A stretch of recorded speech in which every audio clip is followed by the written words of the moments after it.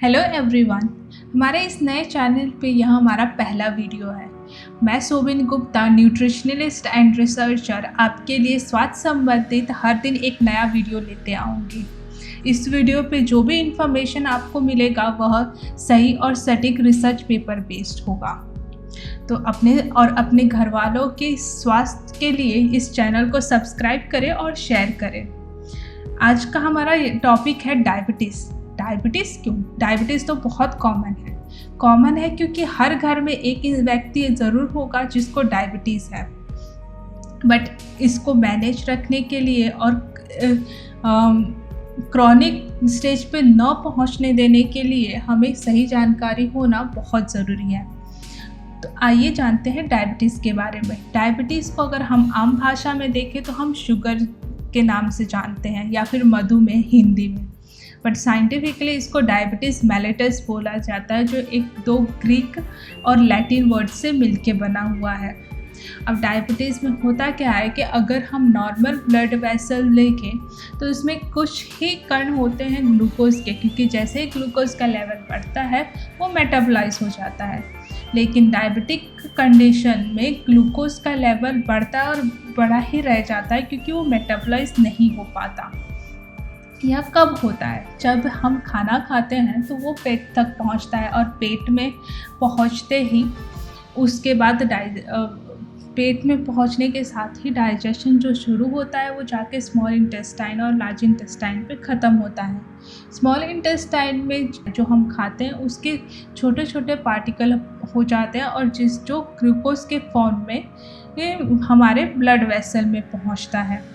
जैसे ही यह खाना ब्लड वेसल तक पहुंचता है, हमारे पैंक्रियास सेंस करते हैं कि ब्लड वेसल में तो ग्लूकोज की मात्रा बढ़ चुकी है। अब ग्लूकोज की मात्रा बढ़ी है तो वो ग्लूकोज हमारे सेल्स को चाहिए, muscle cells for example.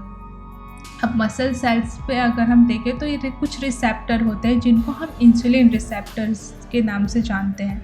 Insulin receptors से आके इंसुलिन बाइंड होता है और जैसे इंसुलिन बाइंड होगा ग्लूकोज चैनल ओपन हो जाता है और ग्लूकोज हमारे सेल्स तक पहुंच पाता है, जहां पे वह अपने एनर्जी या फिर स्टोर कर देते हैं अगर इना सफिशिएंट एनर्जी उनके पास है तो। फॉर फ्यूचर रेफरेंस, अगर हम इसको एक सिंपल भाषा में समझें तो हम ताले और चाबी के एग्जाम्पल से समझ सकते हैं। यहाँ पे हमारा ताला होता है इंसुलिन रिसेप्टर, चाबी होती है इंसुलिन और हमारा दरवाज़ा होता है ग्लूकोज चैनल गेट। जैसे ही ताले में चाबी लगेगी और तो ताला खुल जाएगा और हमारा दरवाज़ा खुलते ही हम अंदर जा पाएंगे, हम यानी ग्लूकोज। कुछ इसी तरह से ग्लूकोज अंदर सेल के अंदर पहुंच जाता है जहाँ पे एनर्जी के लिए इस्तेमाल होता है।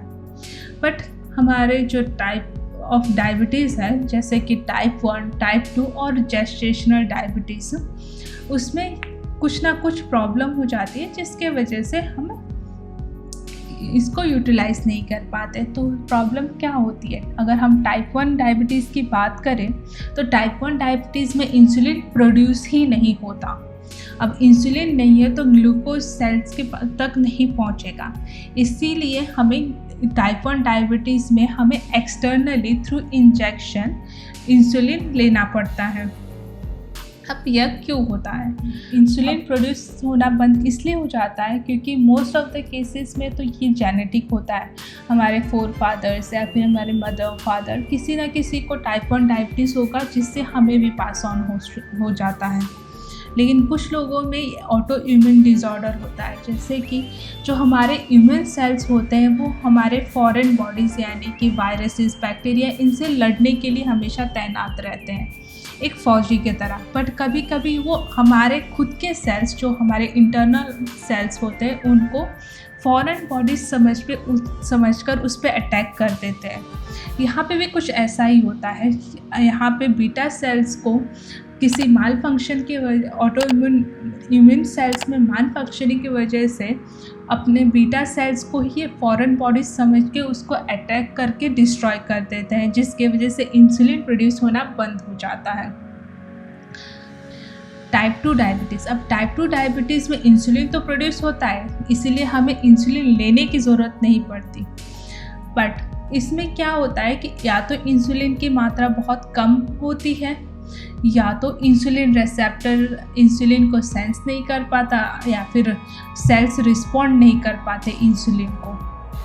जो भी हो, बट किसी भी हाल में इंसुलिन सफिशिएंट नहीं होता कि सारे ग्लूकोज को वो सेल तक पहुंचाए, और जब ग्लूकोज सेल तक नहीं पहुंचे तो ग्लूकोज मेटाबोलाइज नहीं हो पाते और वो ब्लड वेसल में रह जाते हैं, जिसके वजह से ग्लूकोज लेवल हमारे ब्लड वेसल्स में बढ़ जाते हैं। वैसे देखा जाए तो डायबिटीज़ कोई डिजीज़ नहीं है, लेकिन डिजीज़ का शुरुआत है।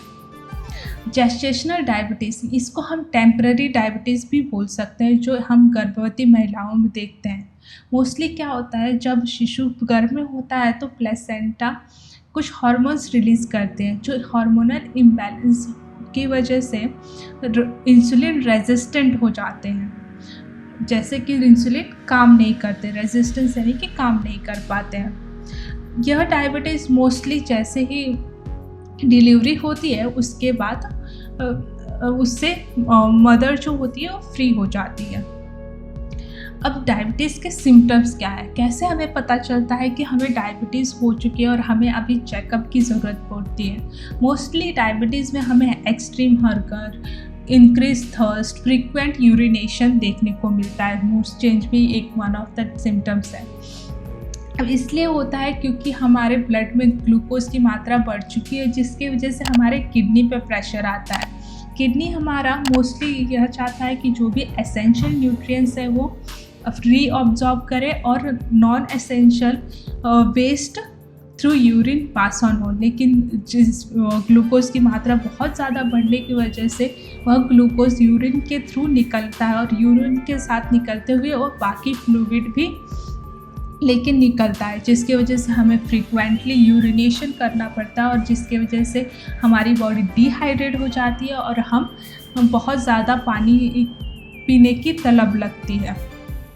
और एक्सट्रीम हंगर, बिकॉज क्योंकि सेल्स तक ग्लूकोज नहीं पहुंचा तो सेल्स को लगता है कि अभी भी हमें खाने की ज़रूरत है, जिसके वजह से हंगर हार्मोन्स प्रोड्यूस होते हैं और हमें बहुत ज़्यादा खाने की तलब मचती है।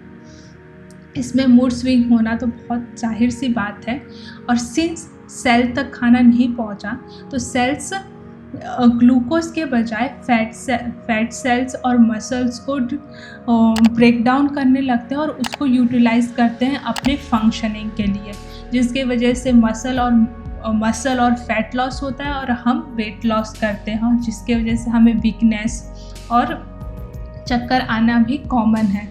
और क्रोनिक स्टेज पे अगर देखा जाए तो ब्लड विजन भी एक बहुत सिम्टम्स है।